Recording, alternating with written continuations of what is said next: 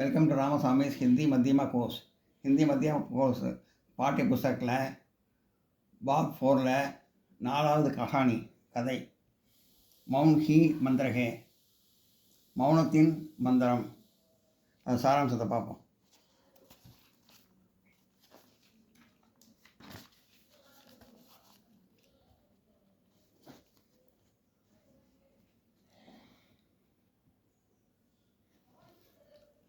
मौन ही मंत्र है, कहानी का सारांश लिखिए.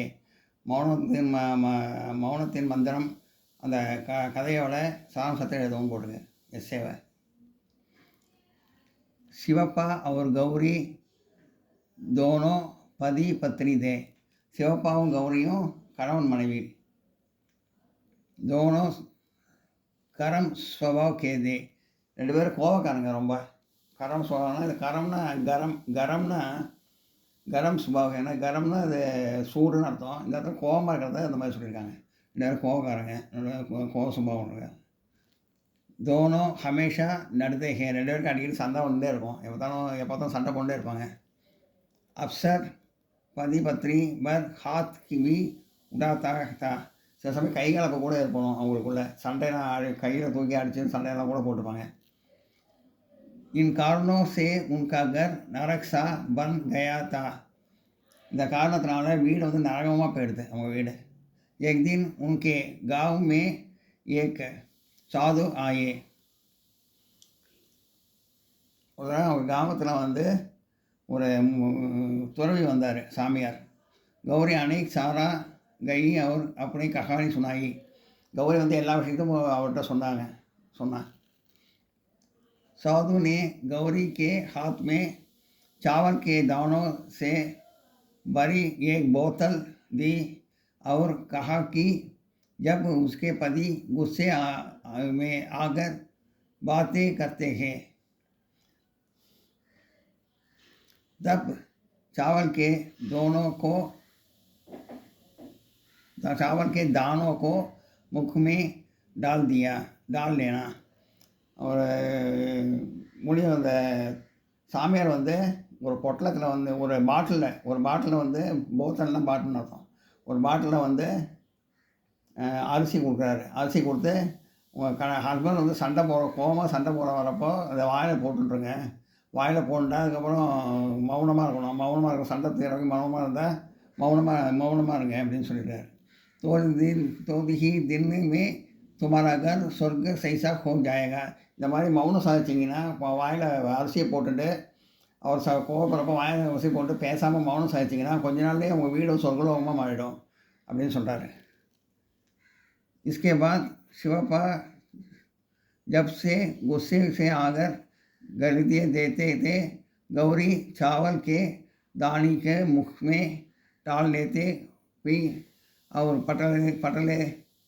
पटले में कुछ कहीं बिना चूप जाती थी. ஒரு கோபமாக வராரு சிவப்பா. வந்து கோபம் வந்து திட்டார், வந்து கணவனை திட்டார். அப்போ பொட்டில் அந்த அரிசியை வாயில் போட்டு அவங்க மௌனமாக இருக்காங்க. மௌனம் ஒன்றும் பேசாமல் இருக்காங்க. गुस्सा होने पर भी मुख में चावल लेते के कारण वह बोल नहीं பாத்தி है. வாயில் அரிசியை போட்டதுனால அவங்க பதிலே ஒன்றும் சொல்ல முடியல. வாயில் அரிசி போட்டு பேசாமல் இருக்காங்க. அவர் ஹஸ்பண்ட் திட்டுறப்போ. यह देखकर சிவப்பா को ஆச்சரியா हुआ. இதை பார்த்தோன்னா சிவப்பாவுக்கு ரொம்ப ஆச்சரியமாக இருக்குது. ஏன்னா நம்ம எப்பயுமே சண்டை போட்டால் எழுத்து பேசுவேன், ஒன்றுமே பேசாமல் பதிலே சொல்ல மாட்டேன். ரொம்ப ஆச்சரியமாக இருக்குது சிவப்பாவுக்கு.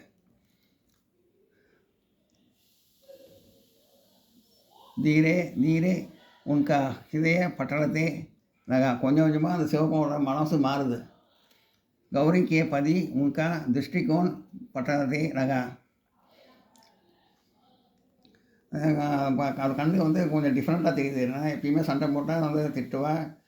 இப்போ வந்து ஒன்றுமே சொல்லாமல் இருக்காங்க. அவர் கண்ணுக்கு வித்தியாசமாக தெரிஞ்சாங்க ஒய்ஃபு.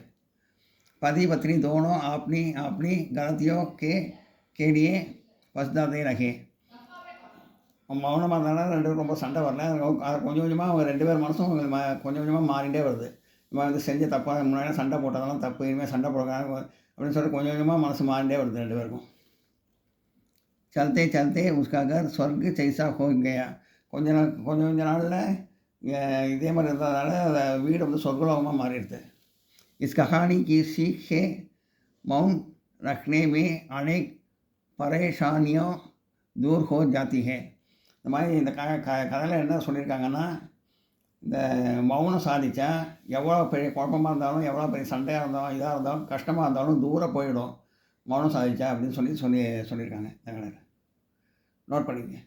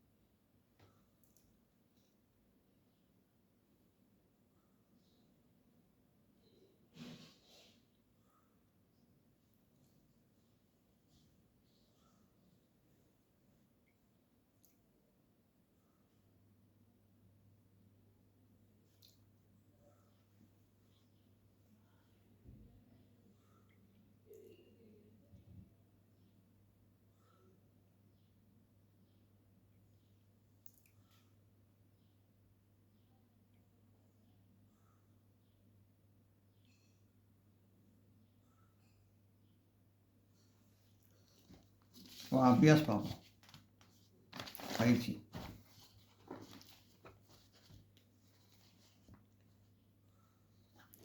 निम्नलिखित प्रश्नों का उत्तर लिखिए. கீழே கேள்விகளுக்கு பதில் எழுதவும் போடுறது. சிவப்பா और गौरी का घर नरक सा क्यों बना? அவங்க சிவப்பாவும் கௌரியும் இருக்கிற வீட்டில் வந்து ஏன் நரகமாக இருக்குது? சிவப்பா और गौरी दोनों கரம் சுபாவ் थे.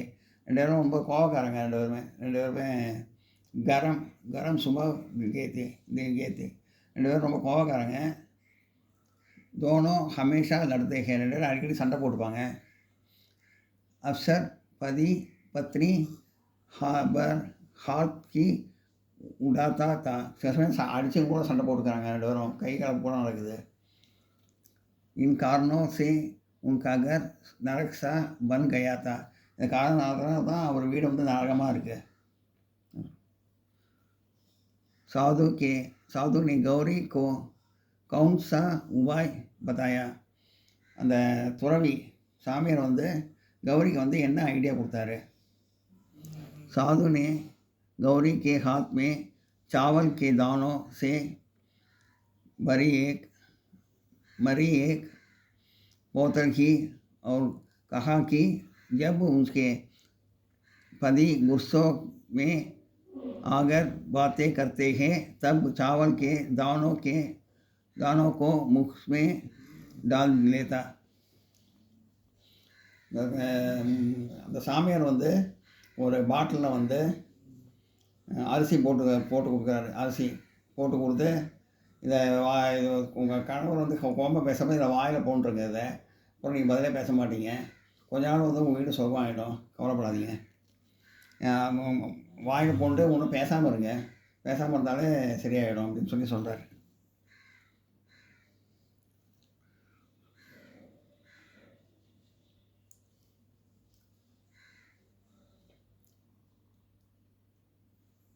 நோட் பண்ணிங்க.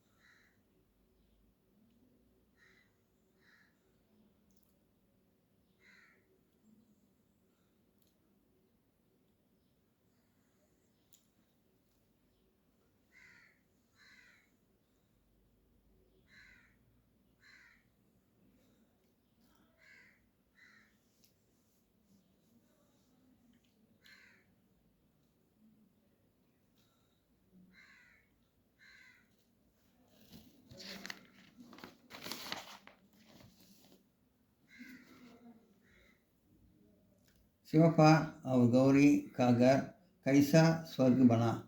சிவப்பா கௌரி வீடு எப்படி சொர்க்கமாக மாறிட்டு. கௌரி ने साधु की बात का अनुसरण किया. கௌரி வந்து அந்த சாமியார் சொன்னதை வந்து துறவி சொன்னதை வந்து ஃபாலோ பண்ணுறாங்க. पति जब गुस्से में आकर करतियों देते दो गौरी चावल के दानों के मुख में डालकर चुप रही लगी. கணவன் வந்து கோவமாக திட்டும்போது வாயில் வந்து இந்த அரிசியை போட்டுக்கிறாங்க. அவங்க கௌரி போட்டுக்கிறாங்க. சிவப்பா கோவமாக திட்டப்போ கௌரி போட்டுக்கிறாங்க அரிசியை. धीरे धीरे சிவப்பா கா ஹிதய பட்டலரேகா. கொஞ்சம் கொஞ்சமாக சிவப்பாவோட மனசு மாறிட்டு வருது. घर में शांति हुई और घर स्वर्ग बन गया. வீட்டில் வந்து அமைதி, வீட்டில் வந்து சாந்தி हुईனா அமைதி வருது. வீட்டில் வந்து சொர்க்கலோகமாக மாறிடுது.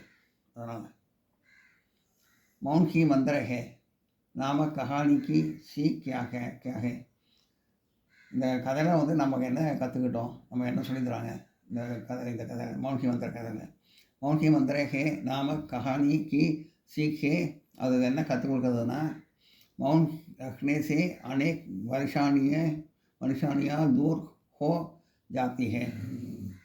மௌனமாக இருந்ததுன்னா எந்த பெரிய கஷ்டமோ கவலையும் தூரம் ஓடி போயிடும் மௌனமாக இருந்தால் அப்படிங்கிற கருத்தை சொல்லியிருக்கு நமக்கு இந்த கதையில். என்ன நோட் பண்ணிங்க.